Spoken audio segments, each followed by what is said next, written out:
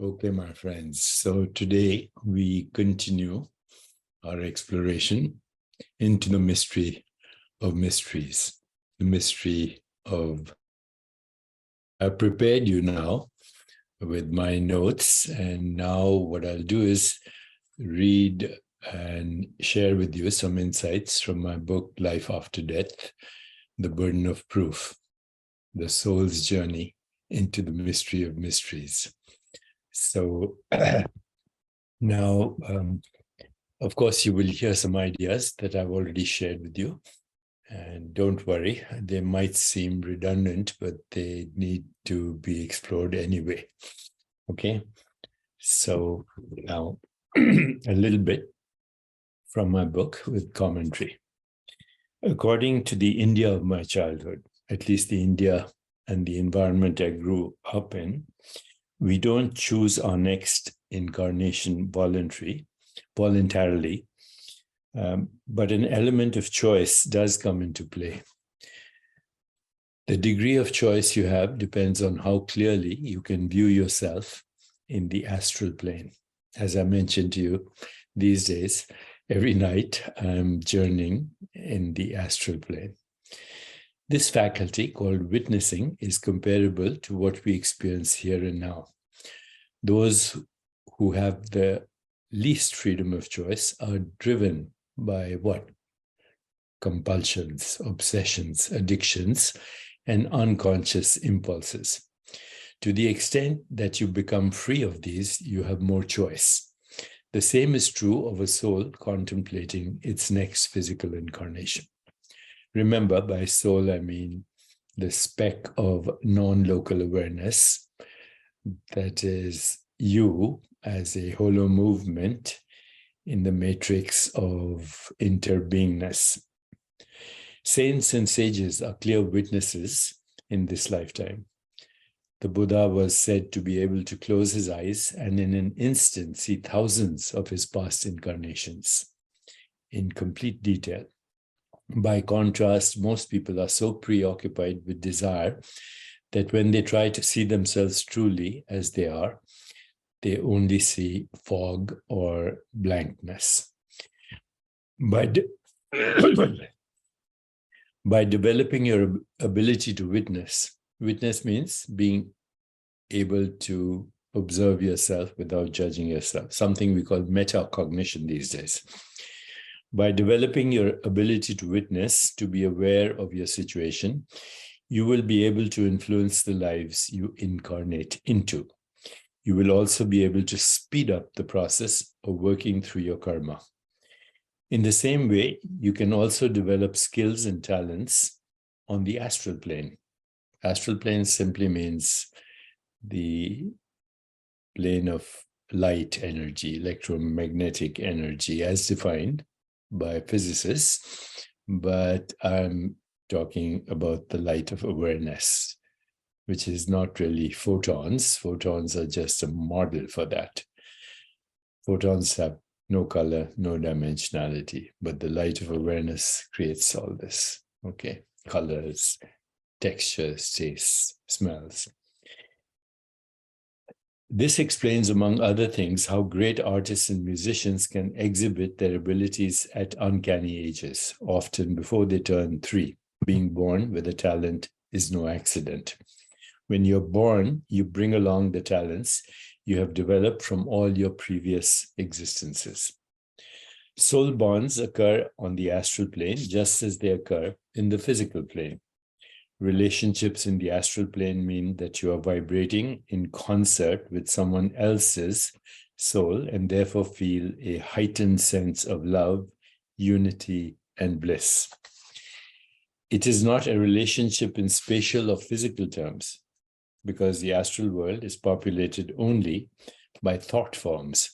But again, if those thought forms congeal and you're part of the dream, and you are your body mind, then it can appear like this. When the disembodied soul tunes in to the frequency of a loved one back on the physical plane, that person may feel the presence of the departed. I'm sure you felt the presence of some departed souls that you were close to. I feel the presence of my parents every day. And now I'm going a little beyond because I recognize that in my body is the memory of all my ancestors. It's called genetic and epigenetic activity. It's right here in every cell of the body. In any case, two souls can commune even though one is vibrating in the so-called material domain and the other in the astral plane. The soul's motivation to keep coming back to the material plane is twofold: to fulfill desires and to rejoin with familiar souls.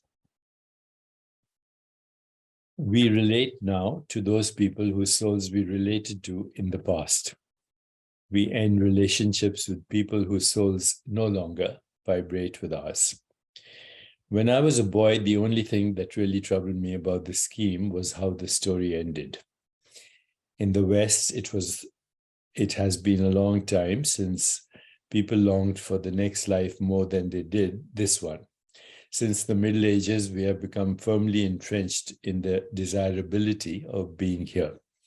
By the way, this being here on the earth plane is referred to as Karma Bhumi, the planet of karma, where we come to resolve karma. India has been more ambivalent in the Indian wisdom tradition, some of the Indian wisdom traditions. There's enough pain in life that the prospect of repeating it forever creates anxiety. How does one get off the wheel of karma? In one version of the wisdom traditions of India, once a soul has completely worked out all its karma, it loses all earthly desires. Kind of been there, done that. It has transcended material objects and attachments to become enlightened. And once it is free of karma, there's no need to be reborn on either the physical or even some of the astral planes. I now believe that a system that is in perfect equilibrium actually has the compulsion to create. So there may be moksha from here, freedom from here, but moksha in eternal time, I don't think exists. My opinion, take it or leave it. Such a soul continues to spiral upward in its evolution, but on planes we cannot imagine. In Eastern philosophy, some of the Eastern philosophical systems, these are known as causal planes. Here, consciousness takes on such a subtle form that it offers no visual image for us to cling to at this point in our evolution. We all know the causal world only when we are ready to experience it, and that time is different for each person. We may glimpse it in an epiphany, but we dwell there only when the soul's vibration is high enough to sustain it. In another version from the Eastern wisdom traditions, karma is infinite and is constantly being renewed. Trying to get to the end of your karma would be like emptying water out of a boat with one hand and pouring it back with the other. So evolution works somewhat differently in this scheme.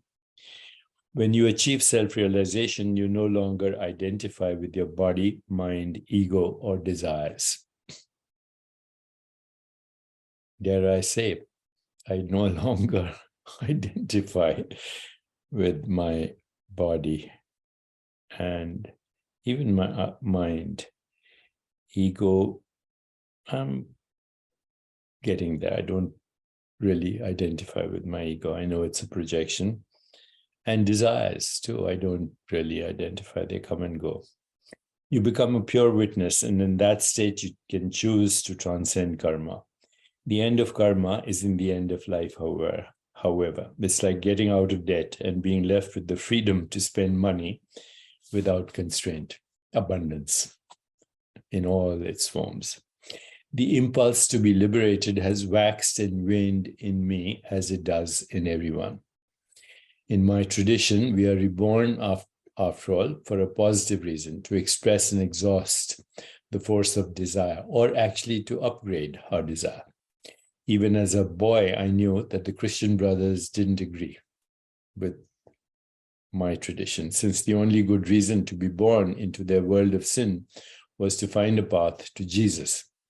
Now, Jesus has many interpretations.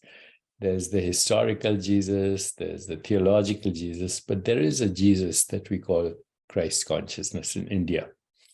And that is similar to cosmic consciousness or even divine consciousness. India has imbibed from ancient cultures that long preceded the rise of what we today call Hinduism, which is actually more of a culture and a way of life than a religion. And even under the influence of Islam and Christian conquerors, the wisdom traditions of India kept their eye on eternity. In that mind, there is no end to the celestial realms that belong to higher frequencies of existence. But as we've seen, at a certain high level of evolution, some souls may choose to complete their path. Once a soul has reached these levels, it would not normally want to take another human form except to provide a particular service. But these souls are exceptions. Buddhism calls these souls bodhisattvas, those who don't return to earth driven by the force of evolution, but choose to come instead to serve the cause of enlightenment. When I asked a Tibetan Lama what a bodhisattva was, he said, imagine that you are no longer dreaming, and although you enjoy being awake, you also enjoy helping others who are still dreaming or who are still asleep. Of course, most people are unaware of all this, and for them, the karmic cycle continues spontaneously. Right here and now, we are surrounded by an infinity of planes. If you could shift your awareness into a higher frequency, you could be with the angels this very minute, if you so desired. In the field of infinite possibilities, you exist on all these levels at the same time. But at the level of experience, you exist on only one. We've covered this before. According to some teachings, we all yearn for these other planes so much that we travel to them at night in our sleep. This is what I'm doing these days. Then the astral plane actually leaves the physical body. The astral body leaves the physical body, remaining attached by a filament that brings it back again. Again, we've covered this. If this filament gets severed, the way back is lost. It is also dangerous to float with the lower astral planes if you don't understand them. However, once you truly realize that the whole scheme of worlds is imagined by consciousness, from the lowest to the highest, from demons to angels, there can be nothing dangerous about creation.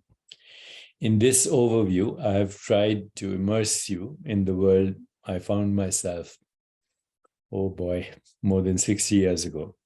This was the Vedic perspective as I understood it. It was a vast spiritual ocean, and in typically Indian fashion, you are invited to dip your cup in and take as little or as much as you wanted.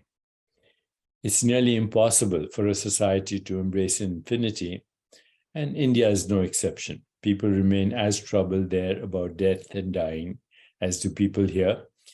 And there are those who have completely turned their backs to the ocean of knowledge that laps at their feet. In the West, we have our own version of this phenomenon. We denied that anyone could know what lies beyond death, which conveniently closes the door on our anxiety for a time.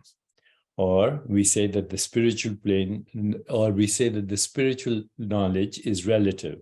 All that matters is faith, not the one thing you have faith in.